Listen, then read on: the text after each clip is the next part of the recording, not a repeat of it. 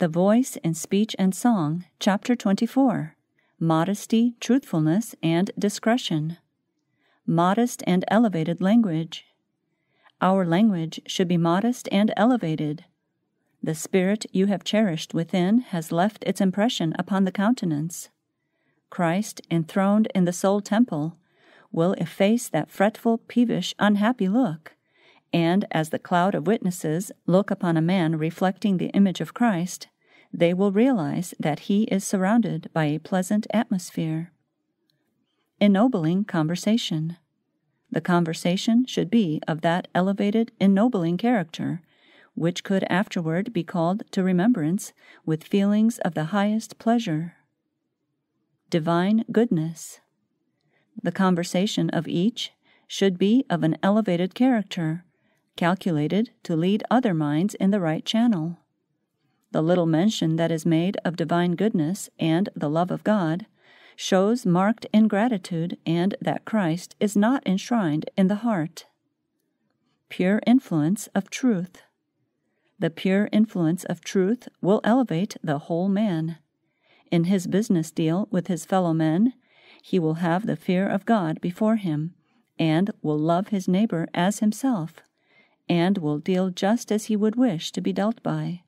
His conversation will be truthful, chaste, and of so elevating a character that unbelievers cannot take advantage of it, or say evil of him justly, and are not disgusted with his uncourteous ways and unbecoming speech. Words with spiritual power. Even when sitting at the meal table, Christ taught truths that brought comfort and courage to the hearts of his hearers. When his love abides in the soul as a living principle, there will come forth from the treasure house of the heart words suitable to the occasion, not light, trifling words, but uplifting words, words of spiritual power. A positive testimony. It is our duty to be very jealous of the glory of God, and bring no evil report, even by the sadness of the countenance, or by ill-advised words, as though the requirements of God were a restriction upon our liberty. The whole person is privileged to bear a decided testimony in every line, in features, in temper, in words, in character, that the service of the Lord is good. This they proclaim. The law of the Lord is perfect, converting the soul.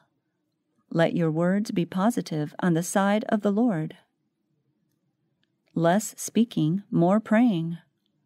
Let us be careful of our words. Oh, there is so much speech that is not for the glory of God. Would it not be much better if we should talk less and pray more? Select words. When engaged in labor, guard the mind. Keep it stayed upon God. Talk less and meditate more. Remember, every idle word that men shall speak, they shall give account thereof in the day of judgment. Let your words be select. This will close a door against the adversary of souls. Christ is voiced through you.